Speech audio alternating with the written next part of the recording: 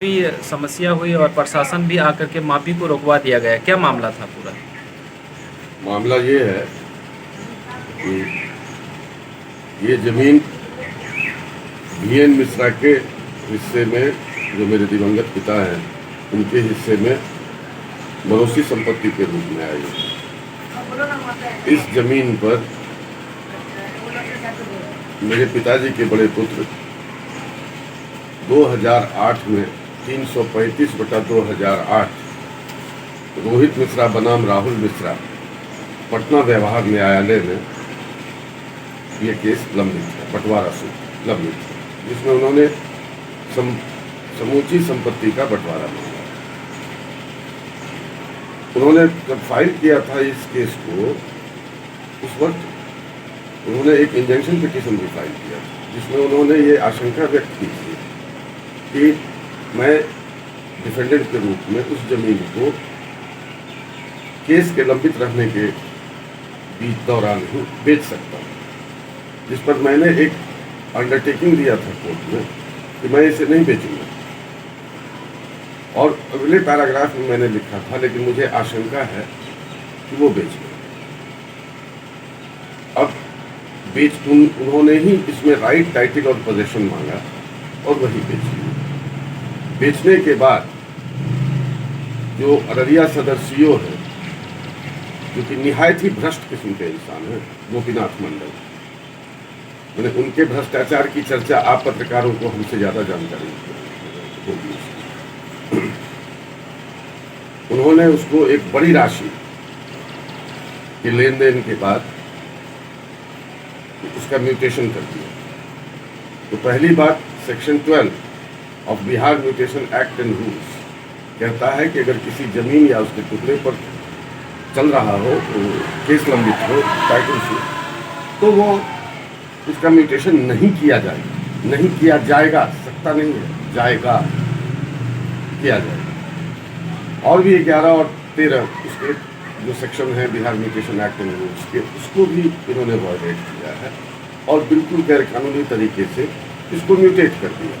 इतना ही नहीं, मेरे एक फरीक को म्यूटेशन इसी आधार पर उन्होंने कैंसिल किया कि उस पर जो है वो पटना व्यवहार न्यायालय में वाद चल रहा है, जबकि वो वाद में पार्टी नहीं है, लेकिन मेरी जमीन को उन्होंने कर दिया।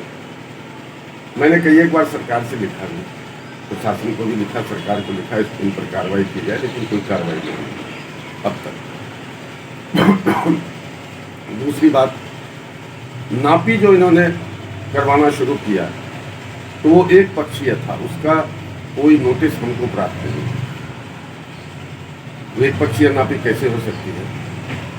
तीसरी बात कि जो जमीन जो खरीदा है आपराधिक प्रवृत्ति के लोग नहीं, शंकर झा जी हैं, जो कि अक्सर सुनने में ये आया है कि ये ऐसे ही विवादित जमीनों को खरीदा करते हैं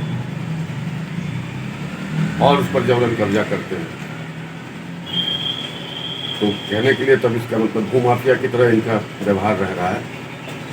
और उन्होंने उनके जब दस्तावेज को देखा जाएगा, रजिस्टर्ड दस्तावेज को, जिसको हम लोग सेल डीड करते हैं, तो उसमें कोई चौहद्दी नहीं हो सकती। और अगर चौहद्दी नहीं है तो वो जमीन कैसे फिक्स हो सकती है कि वो वही? हमारा खेसरा, जिस खेसरा से जमीन बेची गई है, खाता 2438, खेसरा 9546, 9546 खेसरा 177 एकड़ का।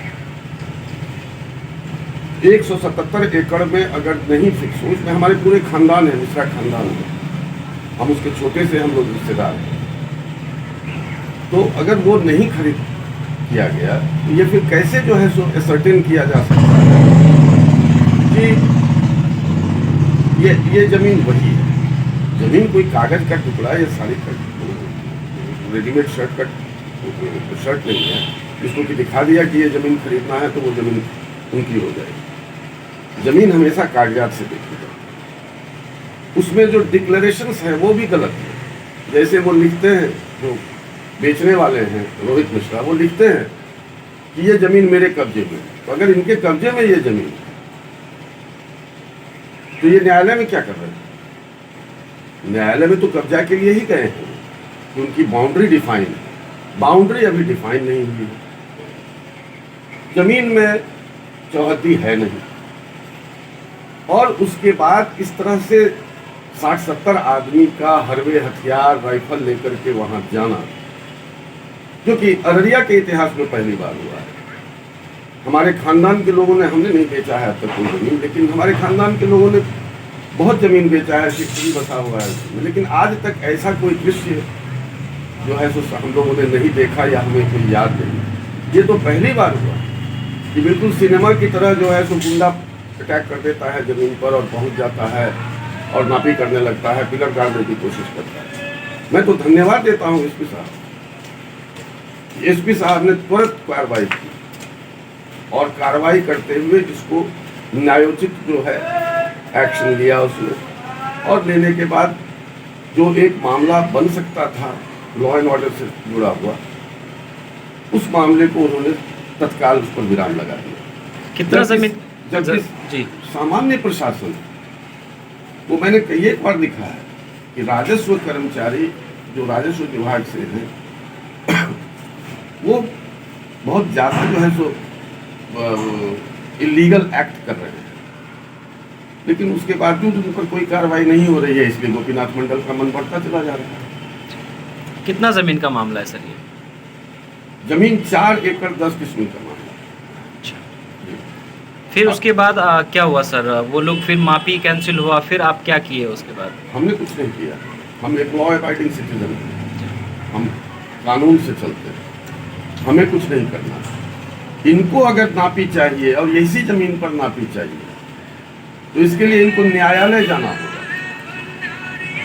और न्यायालय से आदेश लेकर के आना होगा, क्योंकि मामला न्यायालय में लंबित है। तो बगैर न्यायादेश के किसी भी प्रकार की कार्रवाई वो इल्लीगल है। ऐसे भी एग्जीक्यूटिव को, जैसे सीओ हुए या और भी प्रशासनिक पदाधिकारी हुए, उनके पास किसी भी रूप में हिस्सा कराने का कोई अधिकार प्राप्त नहीं है। ये अधिकार सिर्फ और सिर्फ सीमित है न्यायालयों में। सर अभी क्या चाहते हैं सर आप?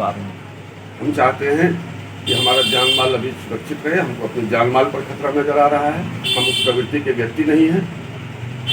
ये राइफल और ये हंगामा, लाठी, हरवे, हथियार, इस तरह की मेरी मानसिकता कभी नहीं रही। आप लोग पता कर सकते हैं।